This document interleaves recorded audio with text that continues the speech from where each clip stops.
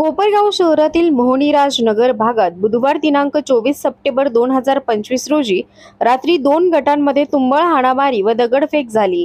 अचानक झालेल्या या प्रकारामुळे परिसरासह शहरात तणावाचे वातावरण निर्माण झाले। जमावाने पोलिसांच्या गाडीवर देखील दगडफेक केली। पोलिसांचा मोठा फौजफाटा दाखल झाल्यानंतर परिस्थिती नियंत्रणात आली। या प्रकरणात दोन्ही गटांच्या परस्पर विरोधी फिर्यादी नोंदवून एकूण 63 जणांविरोधात गुन्हा दाखल करण्यात आला असून त्यापैकी 16 आरोपी पोलिसांच्या ताब्यात आहेत। झालेल्या दगडफेकीत काही नागरिक तसेच 2 पोलीस कॉन्स्टेबल जखमी झाले असून त्यांच्यावर उपाय सुरू आहेत।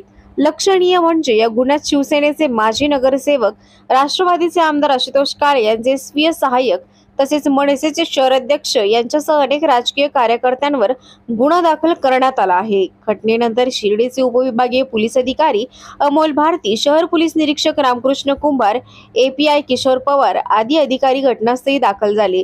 सध्या परिसरात तणावपूर्ण शांतता असून कडेकोट पोलीस बंदोबस्त तैनात आहे।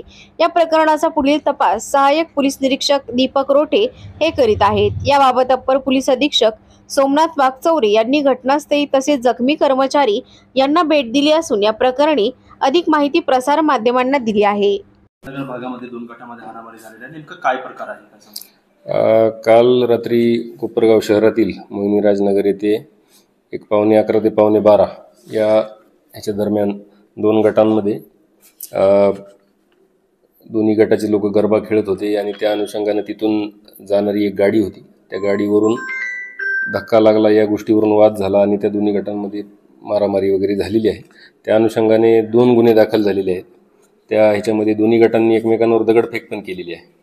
तर त्या दोन्ही फिर्यादी झालेल्या आहेत। त्यात क्रॉस गुन्हा दाखल झालेला आहे, खुनाच्या प्रयत्नाचा गुन्हा दाखल झालेला आहे, दगडफेक, रायटिंग असे बरेचसे सेक्शन्स त्यात लागलेले आहेत। दोन्ही गुन्ह्यांमध्ये एका गुन्ह्यामध्ये 7 आरोपी, एका गुन्ह्यामध्ये 9 आरोपी असे 16 आरोपी एकूण अटक करण्यात आलेले आहेत। उर्वरित आरोपींचा शोध सुरू आहे आणि त्यांना पोलीस कस्टडी रिमांडसाठी आता पाठवण्यात येणार आहे दुपारी।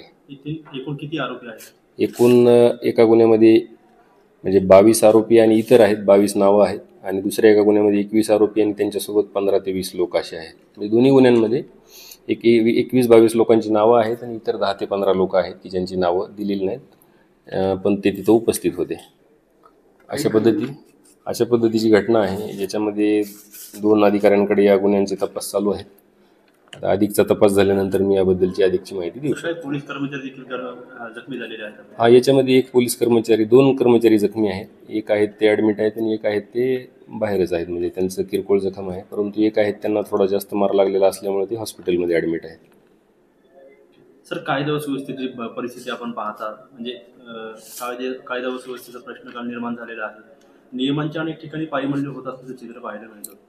तर या अनुषंगाने आता समजा कालच्या घटनेमध्ये रस्त्यावरती खेळत होते, तर या अनुषंगानं आज वरिष्ठ अधिकारी पण आमचे आलेले आहेत, अपर पोलीस अधीक्षक सर आलेले आहेत। तर या अनुषंगाने रस्त्यावर ह्या गोष्टी म्हणजे जे उत्सव वगैरे साजरे केले जातात त्या अनुषंगाने उशिरापर्यंत त्याच्यावरून वाद होतात, या गोष्टीवर नक्कीच नियंत्रण आणलं जाईल यापुढे।